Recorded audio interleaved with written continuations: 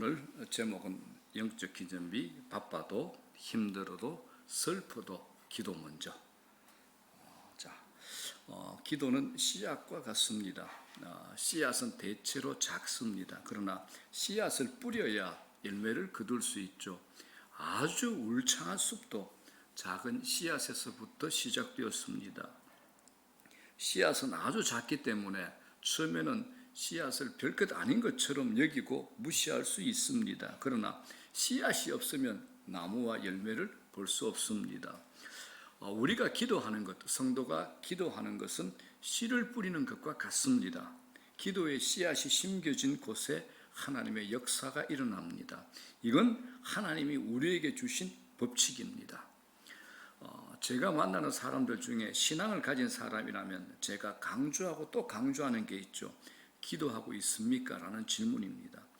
그 질문에 제가 여러 가지 답을 듣습니다.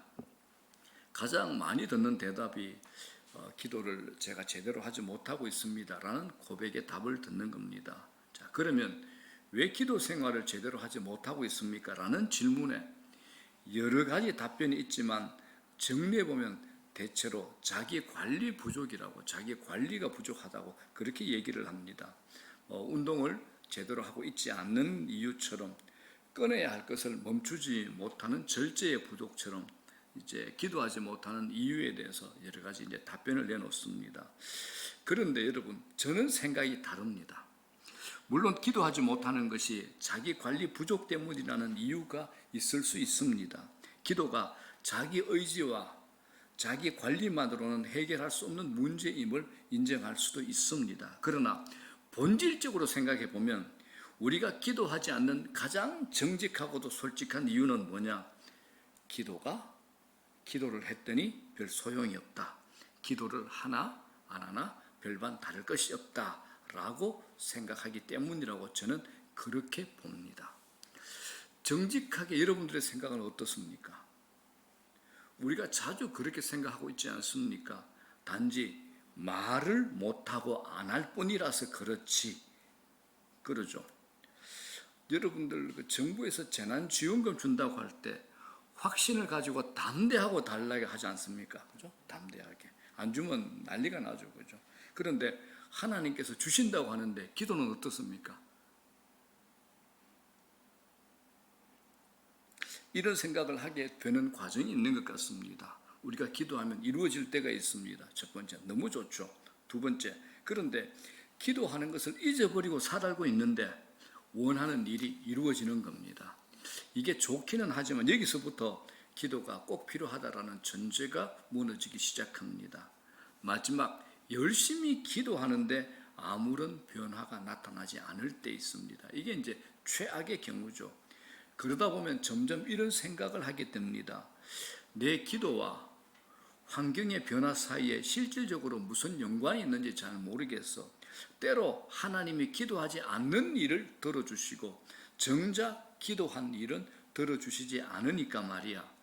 기도해봐야 소용이 없는 것이 아닌가 싶어. 혹시 하나님이 계시더라도 내 기도와 상관없이 행동하시는 것 같아. 그래서 우리는 기도를 멈춥니다. 거의 기도하지 않는 크리스찬으로 남습니다. 그런데 놀랍게도 예수님께서 우리 이런 문제를 알고 계셨습니다. 기도가 얼마나 중요한 것인지를 아는 주님께서 이런 말씀을 친히 하셨습니다. 요한복음 15장 5절에 그가 내 안에, 내가 그 안에 거하면 사람이 열매를 많이 맺나니 나를 떠나서는 너희가 아무것도 할 수 없습니다. 나를 떠나서는 너희가 아무것도 할 수 없습니다. 기도 없이는 아무 일도 일어나지 않는다라는 겁니다.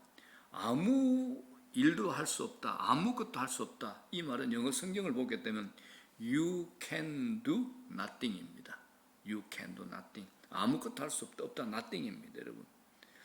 기도하는 법을 알지 못하는 사람들은 삶 속에서 영원한 의미가 있는 일들을 경험하지 못합니다. 우리 주위에 감리교 있잖아요. 감리교의 창시자, 영국의 위대한 전도자 존 웨슬레가 이런 유명한 말을 합니다. 나는 하나님이 이 땅에서 기도 응답 외에 아무것도 하지 않는다고 확신한다. 나는 하나님이 이 땅에서 기도 응답 외에 아무것도 하지 않는다고 확신한다. 이 말은 그냥 한 말이 아닙니다. 성경에 근거가 있는 말입니다. 하나님은 우리가 구할 때 응답받게 하십니다. 이건 성경 속에서 하나님이 일을 이루시는 법칙입니다. 하나님은 그냥 주실 수도 있으십니다. 그러나 우리로 하여금 구하게 하신 후에 주신다는 겁니다. 그러니까 우리 기도가 먼저입니다. 우리 기도해야지 하나님께서 일하신다는 겁니다. 제가 성경으로 증명을 해볼게요. 에스겔서 36장 35절 36절 다 같이 한번 읽겠습니다. 시작. 사람이 이르기를 이 땅이 황폐하더니 이제는 에덴 동산 같았고 황량하고 적막하고 무너진 성읍들의 성벽과 주민이 있다 하리니 너희 사방에 남은 이방 사람이 나 여호와가 무너진 것을 건축하며 황폐한 자리에 심은 줄을 알리라. 나 여호와가 말하였으니 이루리라. 주 여호와께서 이같이 말씀하셨느니라. 그래도 이스라엘 족속이 이같이 자기들에게 이루어 주기를 내게 구하여야 할지라. 자, 이 말씀을 풀이하면 이렇습니다. 성읍이 무너졌죠. 사람이 살지도 않는 황폐한 곳을 하나님께서 에덴 동산같이 성읍을 세우시고 사람들이 먹을 것과 사람들이 넘쳐나는 곳으로 만들어 주시겠다고 약속을 하셨는데 조건이 있습니다. 37절이 조건입니다. 주 여호와께서 이같이 말씀하셨느니라. 그래도 너희들이 이같이 이루어 주기를 내게 구하여야 할지니라. 기도해야 한다는 겁니다. 그렇기 때문에 우리에게 어떤 일이 일어나기 전에 반드시 선행해야 되는 것이 있는데 그건 바로 기도입니다. 하나님께서 응답하시기 전에 우리 안에서 기도가 먼저 일어나기를 원하시고 기다리신다는 겁니다. 그래서 우리의 삶의 모든 것 앞에 뭐가 있어야 될까요? 기도가 있어야 됩니다. 기도하는 것이 처음에는 미미하게 보입니다. 기도를 시작할 때는 아무것도 없죠. 실체가 잘 보이지 않습니다. 그러나 기도를 시작했다면 일이 시작된 겁니다. 하나님께서 그 기도를 통해서 크고 놀라운 일들을 이루십니다. 예레미야 33장 3절에 이런 말씀이 있죠. 하나님께서 하신 말씀입니다. 너는 내게 부르시져라. 내가 네게 응답하겠고 네가 알지 못하는 크고 은밀한 일을 네게 보이리라고 말씀하십니다. 아무것도 없는 상황 속에서 하나님께서 우리에게 기도하게 하십니다. 이건 하나님께서 일하시는 방식입니다. 자, 여러분, 기도는 아주 작아 보입니다. 기도를 시작할 때는 아무것도 없는 것처럼 보입니다. 그러나 기도를 시작할 때 우리 눈에 보이지 않지만 큰 일이 이미 시작되고 있는 겁니다. 하나님께서 우리에게 무언가를 하시려고 할 때 가장 먼저 우리에게 기도하게 하십니다. 하나님은 우리 안에 거룩한 소원을 불러일으키시고 먼저 우리에게 기도하게 하십니다. 그렇기 때문에 기도가 시작됐다. 나로부터 기도가 시작됐다. 이건 일이 시작된 겁니다. 기도하다 보면 기대감으로 마음이 부풀어 오르고 흥분됩니다. 기도하는 동안에 하나님께서 행하실 것이라는 믿음이 우리에게 찾아오기 때문에 그렇습니다. 하나님의 역사가 일어난 곳을 보면 예외 없이 작은 기도에서부터 시작되었음을 우리가 알 수 있습니다. 하나님께서 무언가 일을 하시기 전에 사람들에게 제일 먼저 하시는 일이 있습니다. 기도의 마음을 일으키신다는 겁니다. 기도의 마음을 일으키십니다. 역사 속에 일어난 부흥운동을 살펴보면 부흥을 갈망하는 사람들이 모여서 먼저 기도하기 시작했다는 것을 알 수 있습니다. 먼저 기도입니다. 처음에는 몇몇 사람들이 아주 미미하게 기도했지만 하나님이 그 일들을 통해서 큰 역사를 이루어 가셨습니다. 항상 하나님께서 먼저 우리로 하여금 기도하게 하십니다. 기도입니다. 어떤 일을 행하시기 전에 먼저 우리에게 기도하게 하신다는 겁니다. 지금 우리가 어떤 기도를 하든지 기도하고 있다는 것은 우리 안에서 하나님께서 무엇인가 일하고 계신다는 것을 알려주는 가장 강력한 사인입니다. 하나님의 사람들에게는 기도에서부터 일이 시작됩니다. 그러나 아무리 대단해 보이는 일이 일어나도 기도하고 있지 않다면 그건 그다지 중요한 일이 아니라는 겁니다. 여러분, 기도하는 것은 씨앗을 심는 일입니다. 씨앗을 심는 순간부터 하나님의 역사의 열매가 맺혀지고 있는 겁니다. 기도를 미미하게 별 볼 일 없는 것처럼 무시하거나 기도한다고 해서 무슨 일이 일어날까라고 생각해서는 절대 안 됩니다. 하나님이 기도하게 하신 것이고 여러분들이 그래서 기도가 시작되었다면 하나님께서 그 속에 크고 비밀한 일을 감추어 놓으셨음을 믿으셔야 됩니다. 자, 그러면 우리가 언제 기도를 시작하게 됩니까?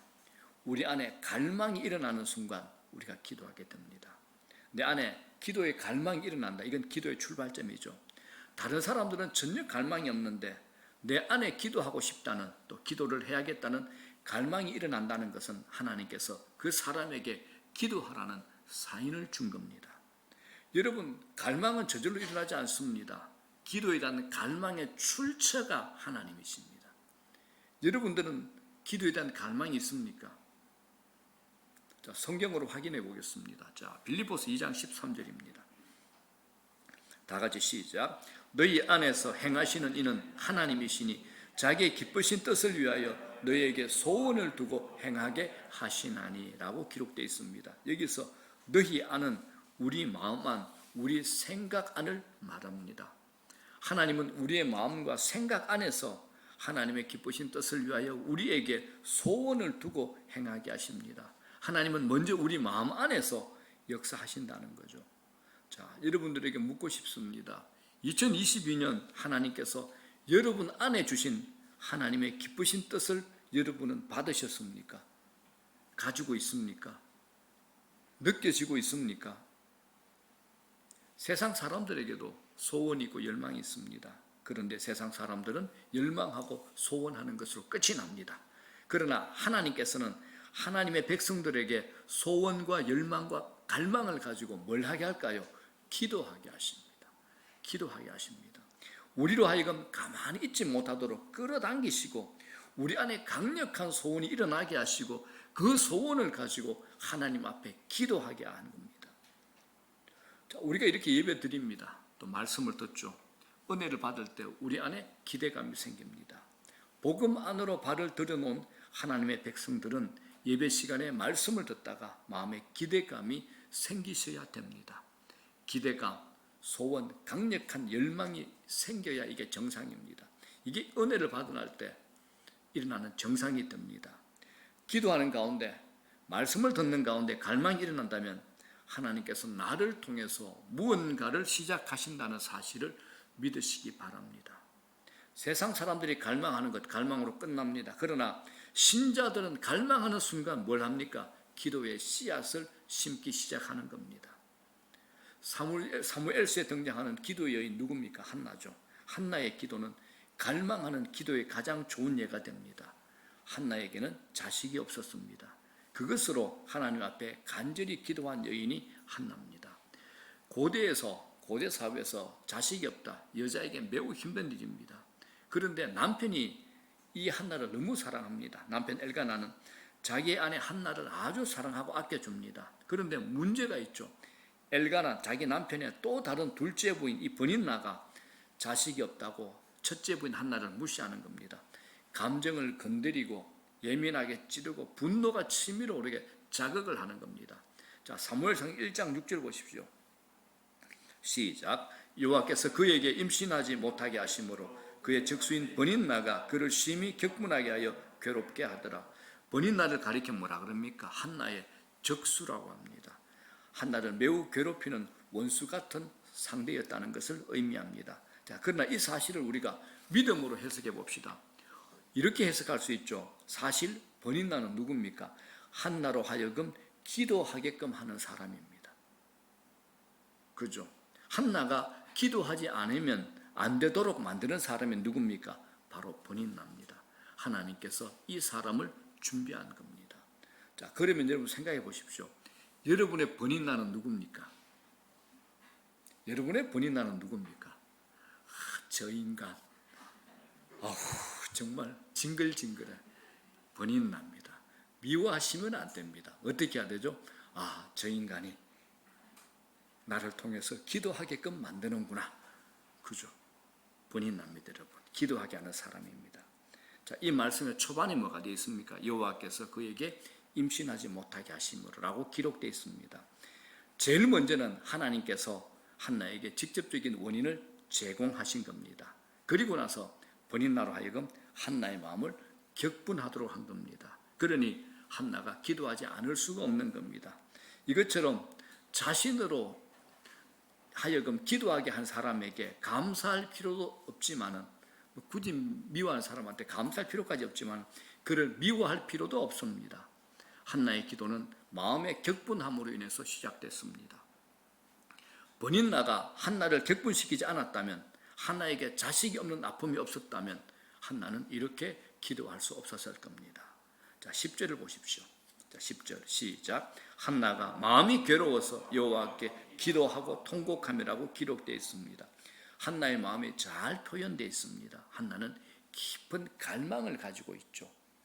그러므로 여러분, 건성으로 기도하는 것 경계하셔야 됩니다. 하나님은 건성으로 기도하는 것에 그렇게 귀 기울이지 않습니다. 형식적으로 늘어놓는 기도에 귀를 기울이지 않으십니다. 여러분, 매달리는 기도하셔야 됩니다. 매달리는 기도하셔야 됩니다.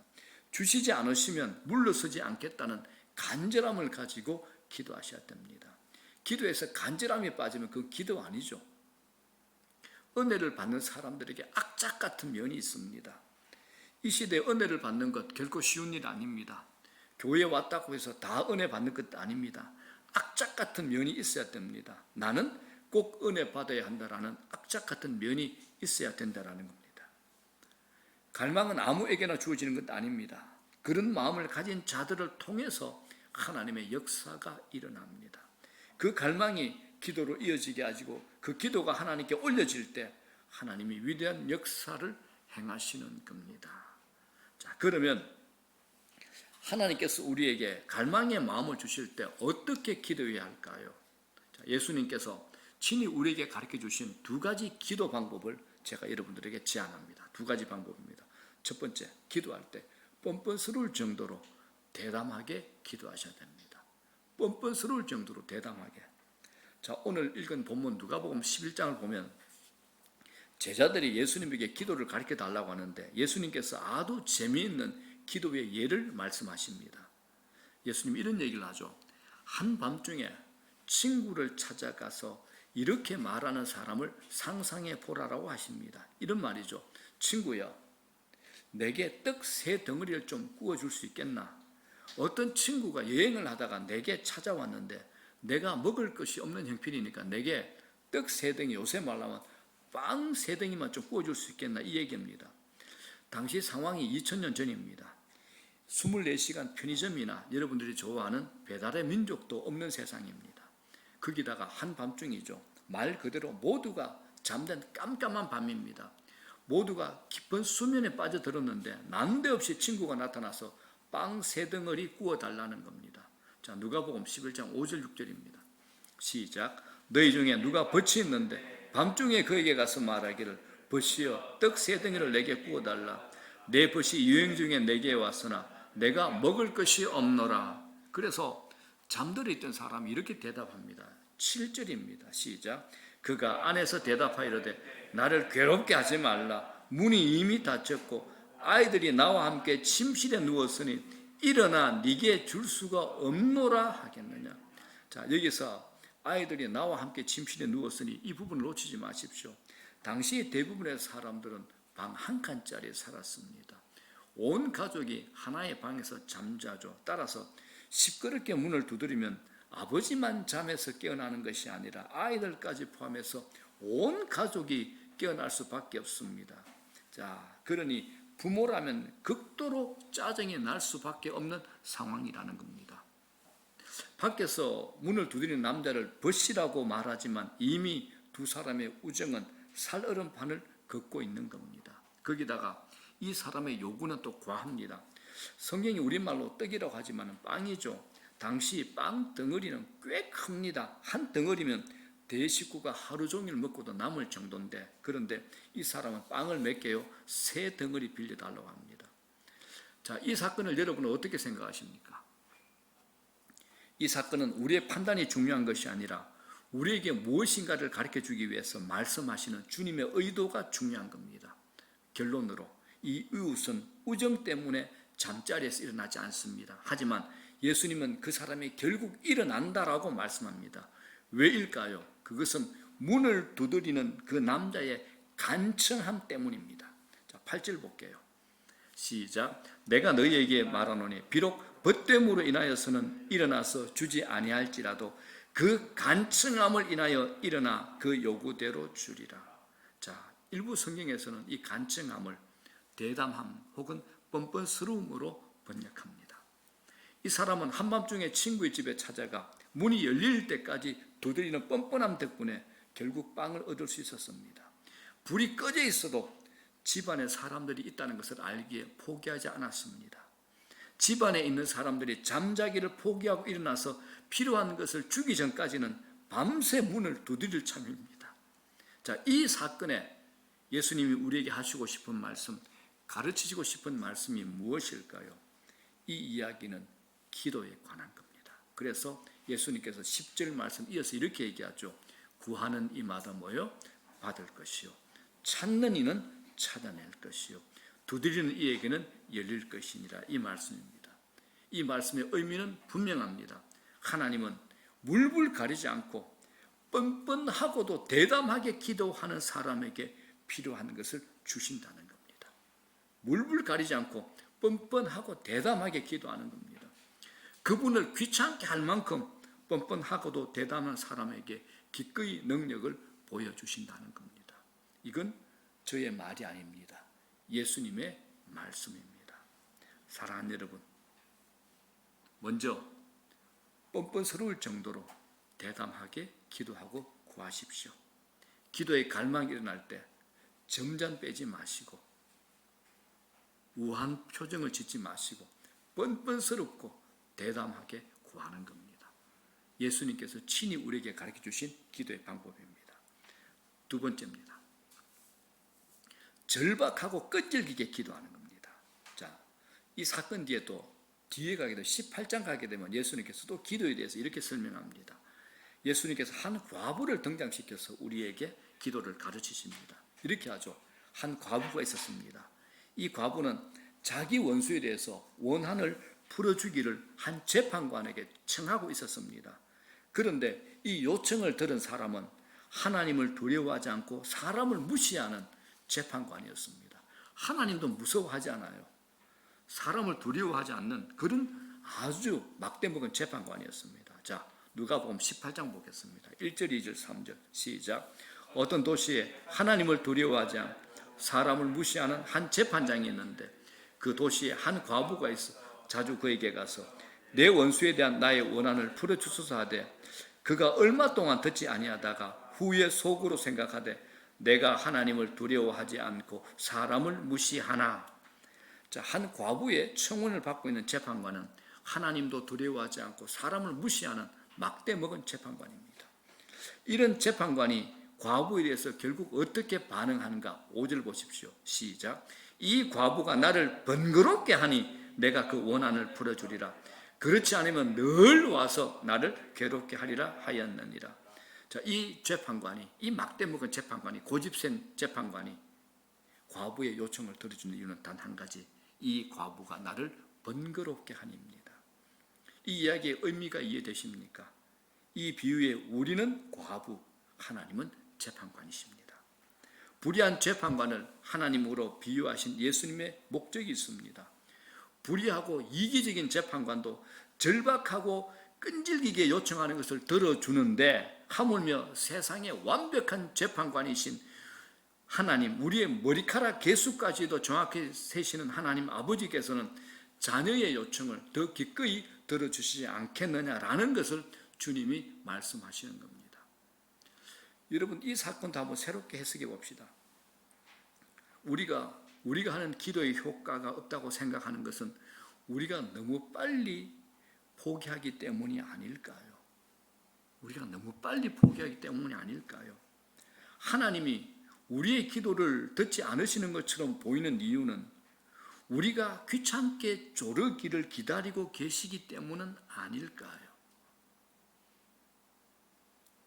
빵을 구하러 온 친구의 비유, 또 누가복음 18장 지금의 불의의 재판관을 찾아가는 과부의 비유는 기도는 뻔뻔스럽고도 대담하게 절박하고 끈질기게 해야 된다는 겁니다. 현대를 사는 우리들에게는 나는 할 수 있다, I can do, 이 정신이 뼛속까지 스며들어 있습니다. 우리는 돈과 시간과 재능만 있으면 무슨 문제든지 다 해결할 수 있고 하나님 없이도 얼마든지 행복할 수 있다고 믿고 사는 세상을 우리는 살아가고 있습니다. 이런 낙관론과 긍정론의 정신은 삶에 도움이 될 때가 많습니다. 자신을 믿고서 과감히 난관에 부딪혀 극복해내는 것 건강한 반응입니다. 하지만 영적인 일에서는, 영적인 영역에서 이런 정신은 절대적으로 해롭습니다. 이건 용납되지 않습니다. 그건 예수님께서 분명히 하신 말씀이 있죠. 나를 떠나서는 너희가 아무것도 할 수 없음이라 라고 예수님께서 말씀하셨기 때문입니다. 기도하지 않는다는 것은 예수님의 이 말씀을 마음 깊은 곳에서 믿지 않기 때문입니다. 일상 기도의 저자 폴 밀러가 이런 얘기를 합니다. 우리가 기도하지 않는 이유는 시간과 돈과 재능만 있으면 뭐든 극복할 수 있다고 내심 확신하기 때문이다라고 얘기합니다. 물론 대놓고 이렇게 말하지는 않을 겁니다. 하지만 속으로 이렇게 생각하며 살 때가 많다라는 겁니다. 우리들 중에. 우리는 기도하지 않는 데 대해서 너무 피곤하거나 바쁘다는 핑계를 댑니다. 하지만 기도할 필요가 없다고 생각하는 것이 기도하지 않는 주 원인이 됩니다. 우리는 충분한 시간과 돈과 재능만 있으면 인생의 어떤 실타래라도 풀어낼 수 있다고 자신합니다. 하지만 여러분, 살아가면서 경험하는 폭탄 같은 인생의 난관은 그 환상을 여지없이 깨트린다는 것을 경험해 보지 않았습니까? 많은 분들이 경험해 보셨잖아요. 예레미야서 17장 5절에 하나님께서 우리에게 이렇게 경고합니다. 다 같이 시작. 여호와께서 이와 같이 말씀하시니라. 무릇 사람을 믿으며 육신으로 그의 힘을 삼고 마음이 여호와에게서 떠난 그 사람은 저주를 받을 것이라.